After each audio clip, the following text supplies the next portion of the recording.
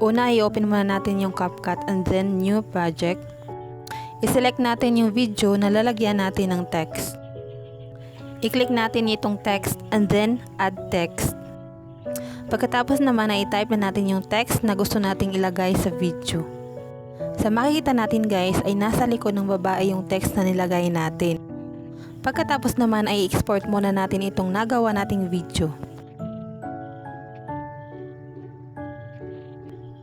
Pagkatapos ay i-click na naman natin itong new project at i-select natin itong video na nilagyan natin ng text.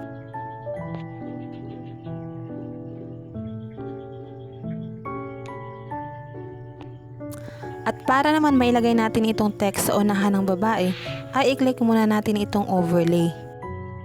Pagkatapos naman ay i-click natin itong add overlay at i-click natin itong original video na walang text. Ayan guys, ayusin lamang natin itong video para maging kapareha yung size ng dalawa. At para mapunta sa unahan na itong text ay i-click muna natin itong cut out. Pagkatapos ay i-select natin itong remove background. Hintayin muna natin na magiging 100% itong remove background. Dahil hindi magiging maganda yung kinalalabasan ng video kung hindi siya magiging 100%.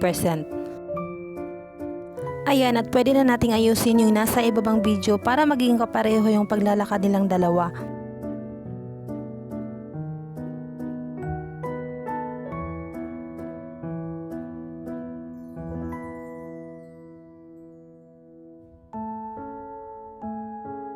Pagkatapos naman ay pwede natin siyang i-export at yun na yung gagamitin natin sa ating mga videos. Yun lamang guys, at sana ay may natutunan kayo sa aking video. Paki-share naman at paki-like ng aking page. Salamat!